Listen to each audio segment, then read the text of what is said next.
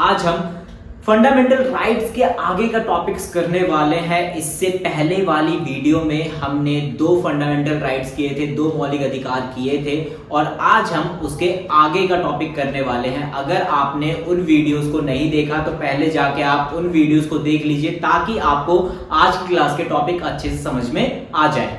अब हम हमारे तीसरे मौलिक अधिकार, तीसरे फंडामेंटल राइट को देखते हैं, जो है शोषण के विरुद्ध अधिकार, means right against the exploitation. और ये हमारा जो है आर्टिकल 23 एंड 24 में एक्सप्लेन किया गया है। अब आर्टिकल 23 और 24 में क्या कहा गया है उसको देख लेते हैं। देखो, जो आर्टिकल 23 है, आर्टिकल 23 उसमें जो है बताया गया है बंधुआ मजदूरी पर रोक। अब बंधुआ मजदूरी क्या होता है पहले ये समझ लो। देखो, बंधुआ मजदूरी का मतलब होता है कि अगर किसी भी वर्कर को, किसी भी मजदूर को जबरदस्ती काम करवाया जा रहा है, ज्यादा देर तक काम करवाया जा रहा है और पैसे कम दे रहा है, मींस आप काम तो उससे ज्यादा करवा रहे हो लेकिन पैसे कम दे रहे हो, उसको सैलरी कम दे रहे हो। और दूसरी चीज एक और होती है बंधुआ मजदूरी, कि आप जो है किसी से जिंदगी भर मुफ्त में काम करवा रहे हो। पहले के टाइम पे आप देखते थे ना कि एक ही व्यक्ति जो है एक ही जगह पर उसको गुलाम की तरह रखा जाता था, बस खाने के लिए 2 वक्त की रोटी दे दी जाती थी लेकिन पूरा दिन उससे काम करवाता रहता था। इसको कहते हैं बंधुआ मजदूरी। अब आर्टिकल 23 क्या कहता है कि अगर कोई भी बंधुआ मजदूरी करता है, मींस अगर कोई भी किसी वर्कर का एक्सप्लॉयटेशन करता है, उसका शोषण करता है, तो उसको जो है दंड दिया जाएगा। इसमें क्या चीज बता दी गई आर्टिकल 23 में कि जो वर्कर होंगे उसके काम के घंटे निश्चित होंगे, मींस एक वर्कर एक दिन में 8 घंटे काम करेगा और उस 8 घंटे के लिए उसकी सैलरी फिक्स कर दी गई है कि मिनिमम इतनी सैलरी होनी चाहिए। मींस अगर कोई पर्सन अगर 8 घंटे काम करता है तो उसको कितने रुपए मिलने चाहिए? 350 रुपए कम से कम मिलने चाहिए। ज्यादा से ज्यादा आप कितने भी दे दो, उसको जो है हेल्थ फैसिलिटी मिलनी चाहिए, उसको अच्छा एनवायरनमेंट मिलना चाहिए जहां पर वो काम कर रहा है, उसको उसके साथ किसी भी प्रकार का कोई दुर्व्यवहार नहीं होना चाहिए, उसके साथ भेदभाव नहीं होना चाहिए, उसको जो है मारा पीटा नहीं जाना चाहिए, उसका शोषण नहीं होना चाहिए।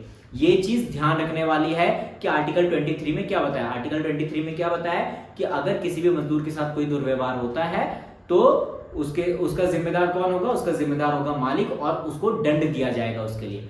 ठीक है, तो किसी भी वर्कर के साथ, किसी भी मजदूर के साथ कोई अत्याचार नहीं होगा, उसका कोई भी शोषण नहीं होगा। ये किस चीज में मेंशन किया गया है? ये मेंशन किया गया है आर्टिकल नंबर 23 में। अब आर्टिकल नंबर 24 में क्या बताया गया? आर्टिकल नंबर 24 में बताया गया है बाल मजदूरी पर रोक। देखो, तुमने बहुत जगह पे देखा होगा छोटे छोटे बच्चों से काम करवाया जाता है। तो आर्टिकल 24 क्या कहता है कि 14 साल से कम उम्र के बच्चों से कोई भी काम नहीं करवा सकता। ठीक है, 14 साल से कम उम्र के बच्चों से कोई भी काम नहीं करवा सकता। अगर कोई भी काम करवाता हुआ पाया गया तो उसे जेल में बंद कर दिया जाएगा, उसे दंड दिया जाएगा। बहुत सारे लोगों के बारे में सुना भी होगा कि बाल मजदूरी के चक्कर में उसे उठाकर जेल में बंद कर दिया गया।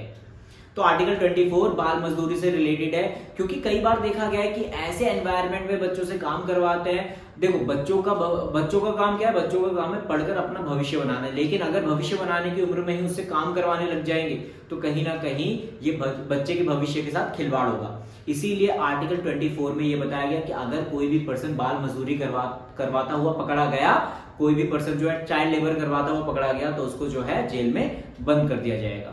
तो ये था हमारा आर्टिकल 23 और 24, जिसमें हमारा बताया गया कि राइट अगेंस्ट द एक्सप्लॉयटेशन, शोषण के विरुद्ध अधिकार क्या होता है कि अगर किसी भी पर्सन के साथ जो है जबरदस्ती एक्सप्लॉयटेशन होता है, बाल मजदूरी करवाई जाती है तो उसके साथ कड़ी कार्रवाई की जाएगी। ठीक है, इतना समझ में आ गया।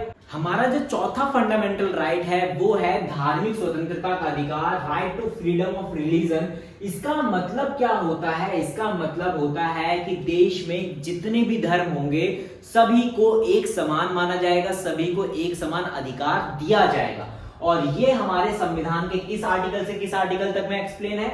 ये हमारे संविधान के आर्टिकल 25 से 28 तक एक्सप्लेन है।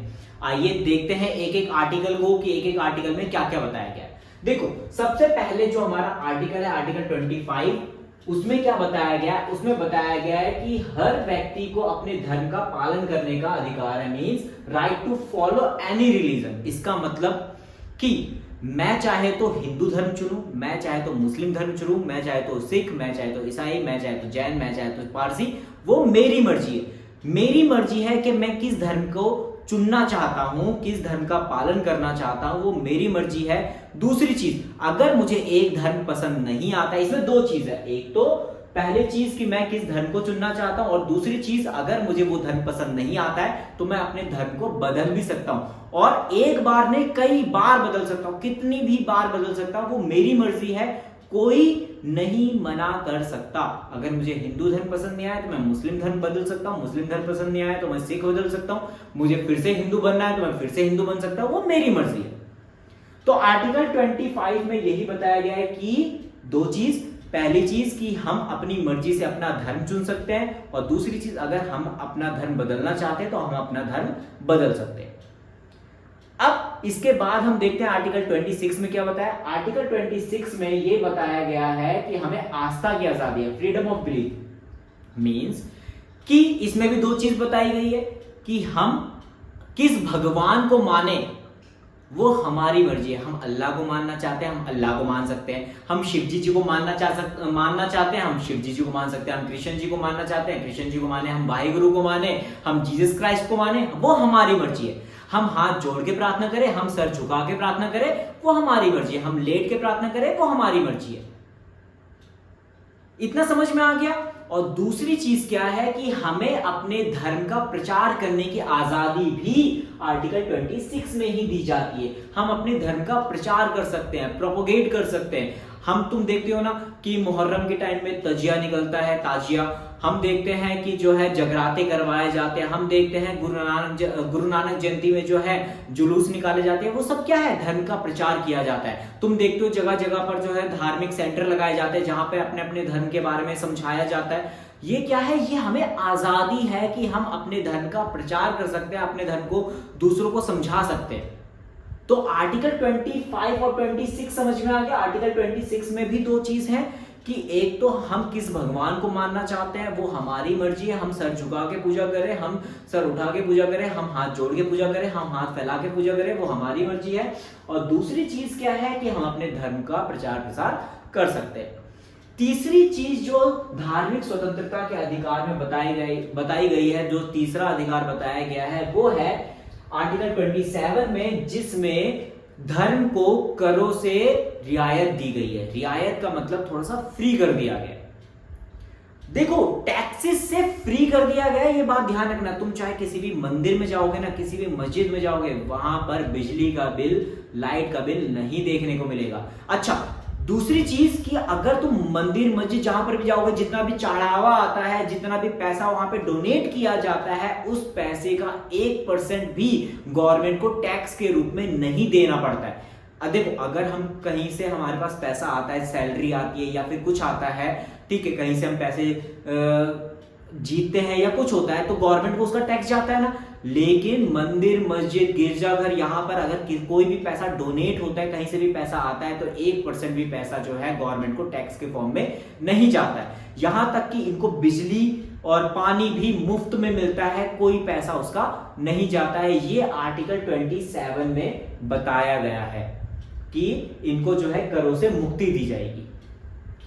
और जो चौथा फंडामेंटल राइट बताया गया है धार्मिक स्वतंत्रता के अधिकार में, वो बताया गया है कि सभी धर्म को अपनी शिक्षा प्राप्त करने का अधिकार है। मुस्लिम धर्म अपने धर्म की शिक्षा प्राप्त कर सकते हैं, बिल्कुल फ्री है। हिंदू धर्म अपने धर्म की शिक्षा प्राप्त कर सकते हैं, बिल्कुल फ्री है। जैन पारसी अपने धर्म की शिक्षा प्राप्त कर सकते हैं, बिल्कुल फ्री है ना। तुम देखते हो ना, मदरसे खुले होते हैं, मुस्लिम जाते हैं वहां पर अपने धर्म की शिक्षा प्राप्त करने के लिए। तो ये चीजें हमारे फंडामेंटल राइट में हमें दी गई है और हमें कोई भी नहीं रोक सकता अपने धर्म की शिक्षा प्राप्त करने से। ये हमारे आर्टिकल नंबर 28 में बताया गया है। इसी के साथ हमारा धार्मिक स्वतंत्रता का अधिकार खत्म हो जाता है। इसके बाद हम अगले फंडामेंटल राइट की तरफ, अगले मौलिक अधिकार की तरफ मूव करते हैं, जो है हमारा सांस्कृतिक एवं शैक्षणिक अधिकार, कल्चरल एंड एजुकेशनल राइट। ये भी हमारे दो आर्टिकल के अंदर में बताया गया है, आर्टिकल 29 और आर्टिकल 30। आर्टिकल 29 क्या बताता है इसमें? आर्टिकल 29 बताता है कि हमारे देश में जितने भी अल्पसंख्यक हैं उनकी संस्कृति की रक्षा की जाएगी, उनके कल्चर को बचाया जाएगा। अब ये पहले ये जान लो अल्पसंख्यक कौन होते हैं, इंग्लिश में इनको बोलते हैं माइनॉरिटी। देखो जो लोग संख्या में कम होते हैं उनको बोलते हैं अल्पसंख्यक। फॉर एग्जाम्पल अगर आप एक क्लास में बैठे हो, उस क्लास में टोटल 30 बच्चे हैं, उन 30 बच्चों में से 20 हिंदू हैं, 5 मुस्लिम हैं, 2 सिख हैं, 2 ईसाई है और एक जो है अलग रिलीजन का है। उन 30 लोगों में से जो 5 मुस्लिम हैं, 2 सिख हैं, 2 जैन हैं और जो एक अदर रिलीजन का है, वो कौन हो जाएंगे? वो हो जाएंगे माइनॉरिटी पीपल, वो हो जाएंगे अल्पसंख्यक ग्रुप। इतना समझ में आ गया? अब हमारी सोसाइटी में जो अल्पसंख्यक लोग हैं उनको अपनी संस्कृति को बचाने का अधिकार है, अपनी संस्कृति को अपनाने का अधिकार है, अपनी संस्कृति की रक्षा करने का अधिकार है। ये किसमें बताया गया? आर्टिकल 29 में। कैसे?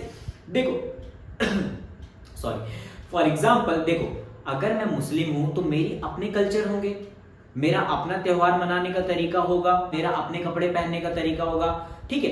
अगर मैं समाज में नीची जाति का हूं, माइनॉरिटी में आता हूं, तो मेरे अपने कल्चर्स होंगे। आदिवासी का हूं तो मेरे अपने कल्चर्स होंगे। अब हमारा आर्टिकल 29 क्या कहता है कि चाहे कोई भी माइनॉरिटी पीपल हो, चाहे वो किसी धर्म का हो या किसी जाति का हो, अगर वो माइनॉरिटी है, अगर वो अल्पसंख्यक है, चाहे वो धर्म हो चाहे वो जाति हो, तो उसको अपनी संस्कृति को बचाने का पूरा अधिकार है, ठीक है।